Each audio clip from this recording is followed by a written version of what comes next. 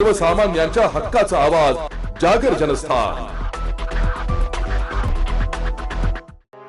मोदी है तो मुमकिन है म्हणत भाजपचा धुळ्यात जल्लोष साजरा करण्यात आलाय। याचना नहीं अब रण होगा, संघर्ष बड़ा भीषण होगा, यही तो पहली झांकी है, पीओके लेना बाकी है। भारत माता की जय आदी घोषणांनी भाजप आणि शिवशक्ती ग्रुपच्या पदाधिकाऱ्यांनी धुळे शहरातील 5 कंदील चौक दणाणून सोडलाय। भारताने ऑपरेशन सिंदूर राबवून पाकिस्तानमधील दहशतवादी तळ उद्ध्वस्त केलं। शेकडो दहशतवाद्यांना कंठस्नान घालून पाकिस्तानला सडेतोड उत्तर दिलंय।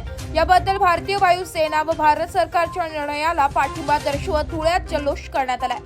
मोदी है तो मुमकिन है असे म्हणत भारतीय जनता पार्टी व शिवशक्ती ग्रुप तर्फे धुळे शहरातील किसान बत्ती खुंट येथे ऑपरेशन सिंदूर केल्याबद्दल आनंद उत्सव साजरा करण्यात आलाय। भारतीय जनता पार्टीचे जिल्हाध्यक्ष व शहराचे आमदार अनुप अग्रवाल हे नेहमी सांगत असतात की मोदी है तो मुमकिन है असे म्हणत शिवशक्ती ग्रुपच्या वतीने आनंदोत्सव साजरा करण्यात आलाय।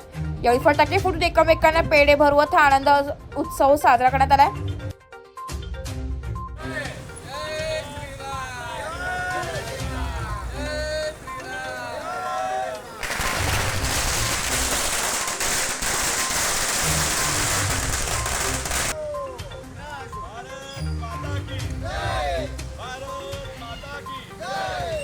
झेंडा ऊंचा रहे हमारा, विजयी विश्व तिरंगा प्यारा।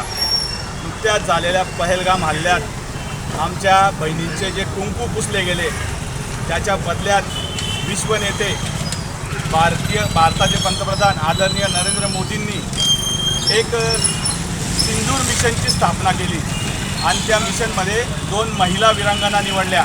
एक शोफिया कुरेशी आणि दुसरी म्हणजे व्योमिया सिंग।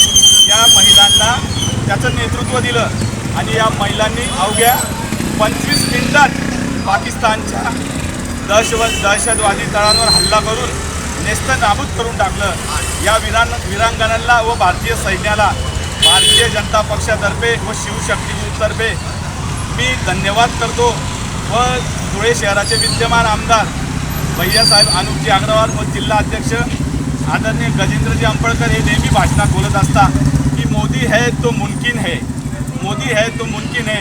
ही गोष्ट सत्यात उतरते कारण की मोदी आहे म्हणूनच हे सर्व शक्य होऊ शकतं। आज पाकिस्तानला काय अख्ख्या जगाला कळून गेलं की भारत हा एक साधन सामुग्रीने अतिशय सज्ज आहे आणि भरपूर मोठी क्षमता आहे भारताची, हे अख्ख्या जगाला कळून गेलं। आणि सर्वात महत्त्वाची गोष्ट म्हणजे एक की आमचे जे आमदार आहे ते नेहमी म्हणत असतात की मोदी है तो मुमकिन है, मोदी है तो मुमकिन है। कारण मोदी साहेबांचे जे विचार आहे ते भारताबद्दल पूर्णपणे ओतून द्यायचं, आपलं युवांशी भारतावर प्रेम करायचं, हीच आमची संस्कृती आहे आणि हीच सनातनांची संस्कृती आहे। जय जय श्रीराम। जागर जनस्थान करिता प्रतिनिधी निरूपक बिरारी धुळे।